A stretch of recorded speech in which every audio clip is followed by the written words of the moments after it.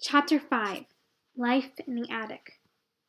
The newly orphaned child, climbing the 2 flights of stairs to the attic, wearing her short black dress, was quite different from the girl who had celebrated her birthday just hours before.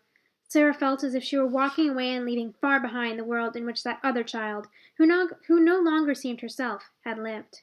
When she reached the attic door and opened it, her heart gave a dreary little thump. Here was her new home. Yes, this indeed was another world. This attic room of hers had a slanted roof, so that Sara could not stand up straight unless she stood at one end of it. The whitewash was dingy and had chipped off in places. There was an old iron bedstead with a rock-hard mattress, covered by a faded cotton quilt that would not keep her warm in cold weather. Under the skylight in the roof, which showed nothing but a piece of dull gray sky, there stood a battered red footstool and an old table. Sara sat down on the hard, cold floor. She did not cry, but she laid Emily across her knees and put her face down upon her doll. She put her arms around her knees and sat there, her head resting on the black mourning cloth of her doll, not making a sound.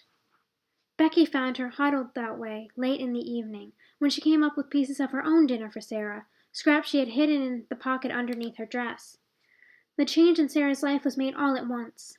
She must begin as she is to go on, Miss Minchin reasoned with Miss Amelia. She must be taught at once what she is to expect.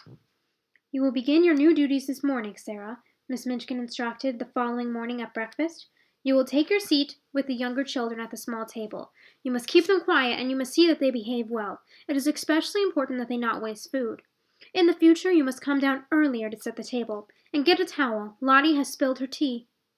From that moment on, every day the duties given to Sara became more numerous. If she had been older than 11, Miss Minchin would have given her the bigger girls to teach.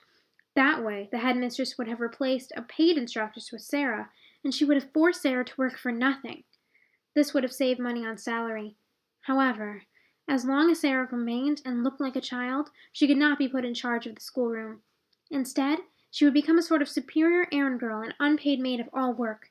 An ordinary errand boy was not as clever and as reliable as Sara, who could be trusted with difficult tasks and complicated messages. She could be told to do things other people neglected or had no time for. She could even go pay bills. Yet she combined this level of trustworthiness and this sense of responsibility with the skill necessary to dust and straighten up rooms without breaking things. The time Sara had once spent in the schoolroom formally pursuing her own education became a thing of the past. She was taught nothing. Only after long and busy days spent running here and there at everyone's orders was she allowed to enter the deserted schoolroom with a pile of books. She studied alone at night, and sometimes fell asleep over her notebooks. The only time Sara saw her former classmates was when she was required to supervise the younger children at lessons or at meals. She had no real opportunity to speak to any of the girls her age, and she could not help but see that Miss Minchin preferred her to live a life apart from that of the other students. As Sara's dresses grew shabbier, and as she wore holes in the toes and heels of her old shoes, girls her age in the seminary began to view her as a servant. Finally, her clothes became so ragged that she was told that she had better take her meals downstairs in the kitchen. In short, Sara was treated as if she were nobody's child. Her heart grew sore, but she was too proud to make trouble. Soldiers do not complain, Sara told herself between small teeth clamped shut. I am not going to do it. I will pretend that this is part of a war. I am a prisoner in the enemy's camp. I am a prisoner in the Bastille prison.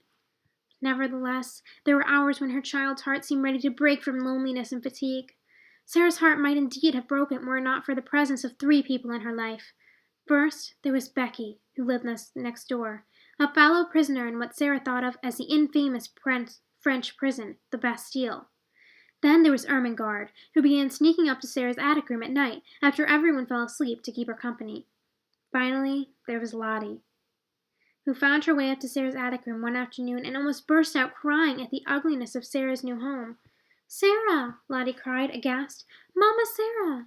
Sara jumped down from her place at the skylight and ran to the child. Please don't cry and make noise, she implored. I shall be scolded if you do, and I have been scolded all day today. It's not such a bad room, Lottie. It's not? Why isn't it, Sara? Lottie whispered. Sara hugged her close and tried to laugh. There was a sort of comfort in the warmth of Lottie's plump, childish body. Sara had had a hard day and had been staring out of the skylight with hot, tear-filled eyes. "You can see all sorts of things you cannot see from the lower floors downstairs," Sara explained. "What sorts of things?" Lottie asked with a new-found curiosity that Sara could awaken in children, even in girls older than herself, and certainly in younger girls like Lottie. "Chimneys, quite close to us, with smoke curling up in wreaths, and clouds going up into the sky, and sparrows hopping about on the roofs, and talking to one another just as if they were people, and other attic windows like mine. And it all feels so high up, as if it were another world." "Oh, let me see!" cried Lottie. "Lift me up!" Sara lifted her up. They stood on the old table together, leaned on the edge of the flat skylight in the roof, and looked out. The sky seemed so much nearer than when one saw it from the streets of London. Lottie was enchanted. "When the morning begins to sneak into my room from this window," Sara recounted, "I can lie in my bed and look right up into the sky. If the sun is going to shine, little pink clouds float about, and I feel as if I could touch them. And if it rains, the drops patter and patter as if they were saying something nice to me. And if there are stars, you can lie and try to count how many go into the patch of night framed by the window. You see, it is really a beautiful little room." "Oh, Sara," cried Lottie, "I should like to live here too." When the two girls had finished their tour of the room, Sara persuaded Lottie to go back downstairs before Miss Minchin discovered she was missing.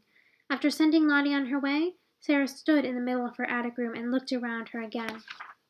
The enchantment of her imagining for Lottie had died away. The mere fact that Lottie had come and gone away again made things seem a little worse. In the same way prisoners probably feel a little more depressed after visitors have come and gone, leaving them behind. "This is a lonely place," Sara said to herself. "Sometimes it is the loneliest place in the world."